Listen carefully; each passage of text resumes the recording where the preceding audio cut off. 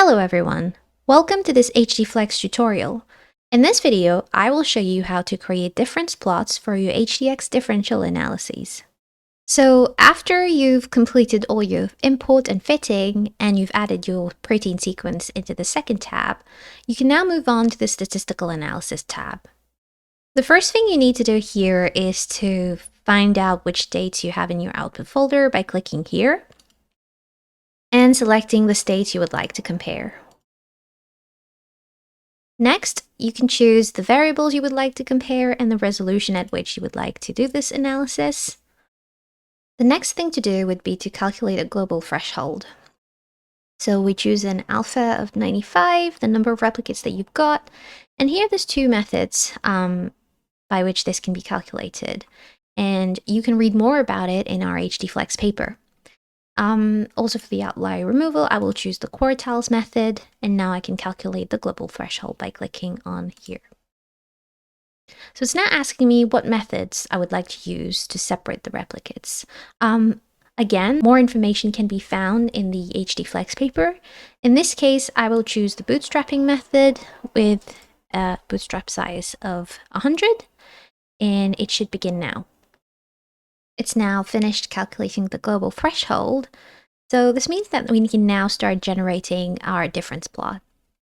And it's quite simple, you just need to click on difference plot here.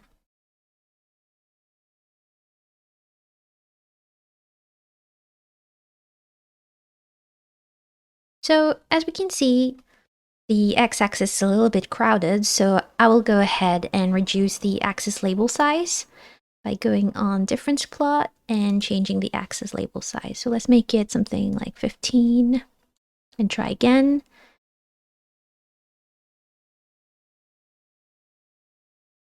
A bit better, but let's go a bit smaller.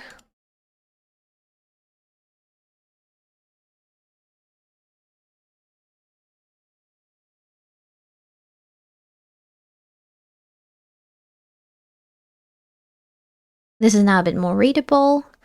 So just to explain what the difference plot is showing, so here it's telling us that the pink bars are the peptides at which state B is deprotected relative to state A, and the blue bars are the peptides at which state B is protected relative to state A, and all the gray bars in between are the data that have no significant differences. You can change the colors of these bars that represent significance or no significance, and also what represents protected and deprotected by editing the face color in the difference plot tab here. So perhaps we want the insignificant differences to be yellow and the protected differences to be blue and the deprotected to be purple, let's say. And now if we plot our difference plot again, it should show the new colors. So as in the previous tab, with the difference plots, you can also visualize it with respect to time. So if we change the time to 50 milliseconds, we should see the difference at 50 milliseconds. And here we see, oh, the differences were 0 then. And as we increase the time, we will start seeing the differences to become more and more significant. If you also have ETD data, you would need to go back to the previous tab and select ETD here. And then you would do this again, but using the amino acid resolution. So then you can also incorporate the ETD fragment data into your difference plot. If you only use peptide, it will completely ignore the ETD resolution data. So in this case, we do not have ETD fragment data, so I'm going to go ahead and uncheck this box. But we can still produce amino acid resolution difference plot, which is going to be a flattened version of the data. So in this case, there is no face color to represent deprotected or protected significance differences, but you can still see them with the markers on top. So now you can change these marker colors and symbols by simply going to difference plot and significance marker and change whatever you would like about this significance marker. So now say you would like to plot a volcano plot to just see the general statistics of this differential analysis.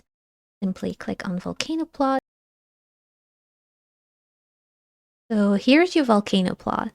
Now, bear in mind, if you want to change the variable to compare, you will also need to recalculate your global threshold.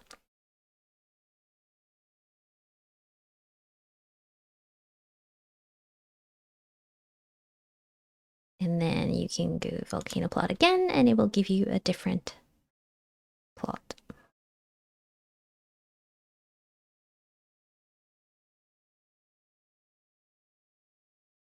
Finally, you can also export your differences in PyMol. This only works if you've calculated the differences in the amino acid resolution mode. So if we click on export to PyMol and you type in your PDB ID,